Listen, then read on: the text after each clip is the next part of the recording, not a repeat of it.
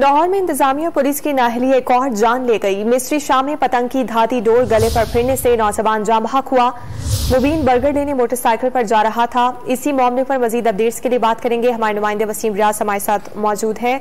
आपको आगाह करते चलिए, लाहौर में इंतजामिया और पुलिस की नाअहली एक और जान ले गई है और मिस्री शाह में यह अफसोसनाक वाकया पेश आया है, जहां पतंग की धाती डोर गले पर फिरने से नौजवान जाँ बहक हुआ।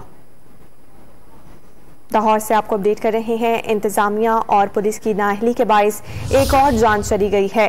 मिस्री शाह में पतंग की धाती डोर गले पर फिरने से नौजवान जाँ बहक हुआ। आपको आगाह करते चलिए, लाहौर में इंतजामिया और पुलिस की नाअहली एक और जान ले गई है और मिस्री शाह में यह अफसोसनाक वाकया पेश आया है, जहां पतंग की धाती डोर गले पर फिरने से नौजवान जाँ बहक हुआ।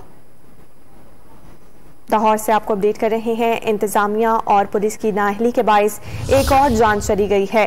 मिस्री शाह में पतंग की धाती डोर गले पर फिरने से नौजवान जाँ बहक हुआ।